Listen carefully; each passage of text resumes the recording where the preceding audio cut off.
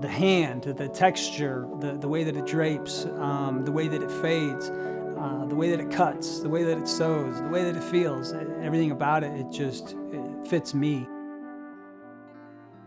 You know, I wanted to escape as much city life and external noise as possible, and that's why I'm out in the country. Have you ever had a Chemex before?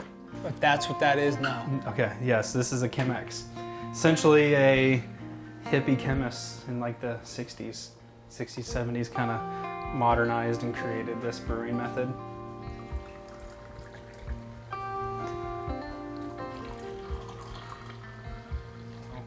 Thank you, sir. Zace. Tomato. Cheers. Cheers. Yeah, man. Yeah. We are in a hidden location outside of Columbus, Ohio, and we're at our manufacturing facility. It's quiet, it's tranquil, and it's peaceful.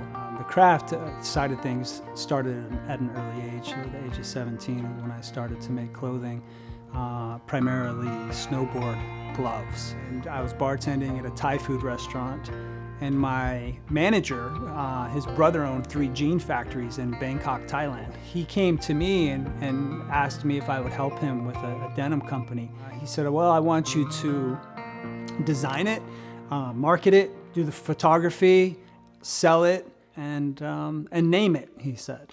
I'll get up at 4, and it's rough, but I'm like, man, starting that day with 10 minutes, just nice and slow.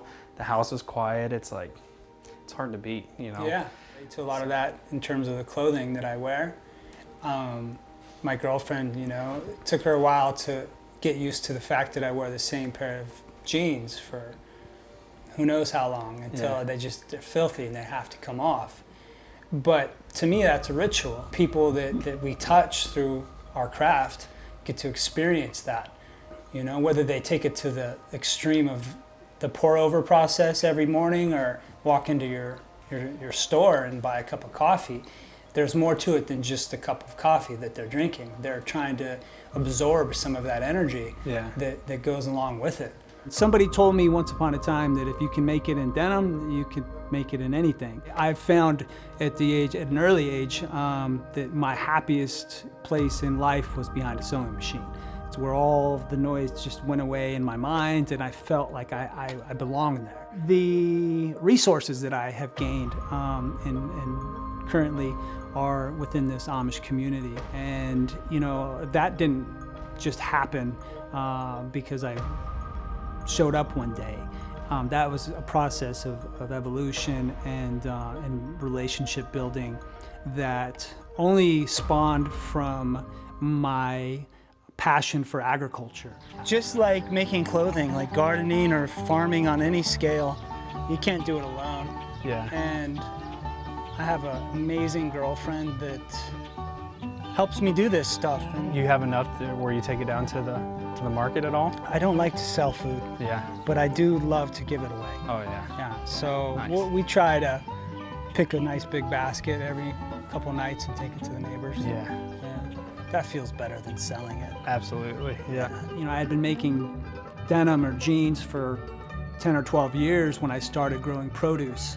I needed some materials for the farm, and I drove north of my old farm about 8 or 9 miles to this Amish community where there was somebody who was selling what I needed. And at the time, you know, I had struggled for over a decade in trying to find people that were like-minded. So I asked the gentleman if he by chance knew of anybody that would be willing to help me grow. So he put the word out, and in a couple days I received a couple of different phone calls from 2 different families that said they were interested in helping me make clothing. You guys want to go into the office? Yeah, let's check the office it out. out, The man. sun's starting to come down. I know. Yeah. It's June in Ohio. So is this the worldwide headquarters of Zace Brand? This is kind of more like just a studio space. Yeah. Do product photography in here and some shipping, but mostly it's just where I go to get away. Yeah. What are you most excited about this next wave of release that you got coming up? You know, it's a catalog of my life's work. Okay. And every single thing that will be offered, from the overalls to the jeans to the work pants, the work shorts, all that stuff has been finalized in terms of fit, in terms of design, functionality.